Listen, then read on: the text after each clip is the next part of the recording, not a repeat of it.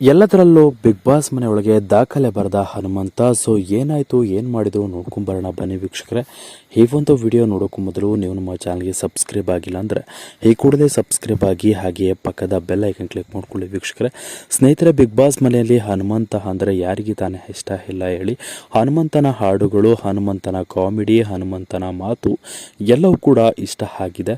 So Hanumantha ಆಟಕ್ಕೆ ನಿಂತರೆ ಯಾರ ಮೇಲೂ ಕೂಡ ಎದುರಾಳಿಗಳು ಕೂಡ ಸೋತು ಸುಣ್ಣ ಆಗೋದು ಪಕ್ಕ.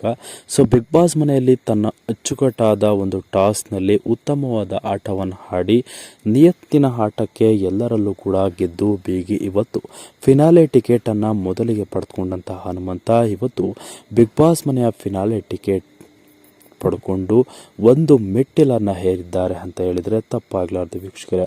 ಸ್ನೇಹಿತರೆ, ವೋಟಿಂಗ್ ವಿಚಾರಕ್ಕೆ ಸಂಬಂಧಪಟ್ಟಂತೆ ಹನುಮಂತನಿಗೆ ಬಿಗ್ ಬಾಸ್ ಫ್ಯಾನ್ಸ್ ಕೂಡ ತುಂಬ ಹೆಚ್ಚಾಗಿದ್ದು, ಅನೇಕರು ಹನುಮಂತನನ್ನು ಬೆಳೆಸಲು ಶುರು ಮಾಡಿದ್ದು ಹನುಮಂತನಿಗೆ ಸಪೋರ್ಟ್ ಮಾಡ್ತಾ ಇದ್ದಾರೆ.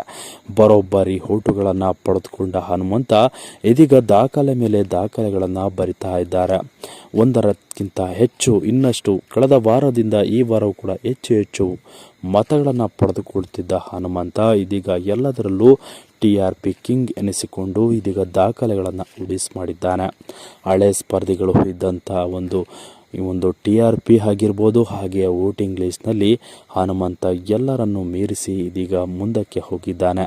ಬಿಗ್ ಬಾಸ್ ಮನೆಯ ವಿನ್ನರ್ ಯಾರು ಅಂತ ಎಲ್ಲರ ಬಯಲು ಕೇಳಿದರೆ ಹನುಮಂತ ಅಂತಾರೆ ವೀಕ್ಷಕರೇ.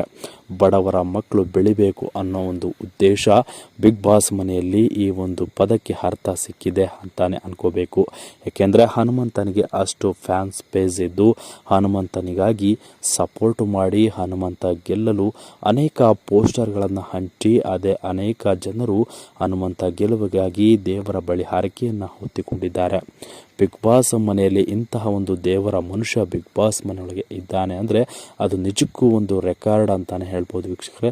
ಹಾಗೆ ವಿಶ್ವದಲ್ಲಿ ಒಂದು ಹೆಸರನ್ನು ಪಡೆದುಕೊಳ್ತಾನೆ ಹನುಮಂತ ಅನ್ನೋದು ಇದೀಗ ಈ ಬಿಗ್ ಬಾಸ್ ವಿನ್ನರ್ ಟ್ರೋಫಿ ಹಿಡಿಯುವ ಮೂಲಕ ಗೊತ್ತಾಗುತ್ತೆ. ಸೊ ಈ ಬಾರಿ ಟ್ರೋಫಿ ಹಿಡಿದು ಇದೀಗ ಎಲ್ಲರಲ್ಲೂ ಕೂಡ ಬಿಗ್ ಬಾಸ್ ರೆಕಾರ್ಡ್ ಬ್ರೇಕ್ ಮಾಡಿ ಎಲ್ಲದರಲ್ಲೂ ಸೈ ಎನಿಸಿಕೊಳ್ಳುತ್ತಿರುವ ಹನುಮಂತನಿಗೆ ನಿಮ್ಮ ಅಭಿಪ್ರಾಯಗಳನ್ನು ತಿಳಿಸಿ. ನಿಮಗೆ ಯಾವ ಸ್ಪರ್ಧಿ ಇಷ್ಟ, ಫಿನಾಲೆಗೆ ಬಂದ ಸ್ಪರ್ಧಿಗಳು ಯಾರು, ಹಾಗೆ ವಿನ್ನರ್ ಟ್ರೋಫಿ ಹಿಡಿಬೇಕಾಗಿರೋದು ಯಾರು ಎಂಬುದನ್ನು ನಿಮ್ಮ ಪ್ರಕಾರ ಅನಿಸಿಕೆಗಳನ್ನು ತಿಳಿಸಿ ಅಂತ ಹೇಳ್ತಾ ಮುಗಿಸ್ತಾ ಇದ್ದೀನಿ. Thank you.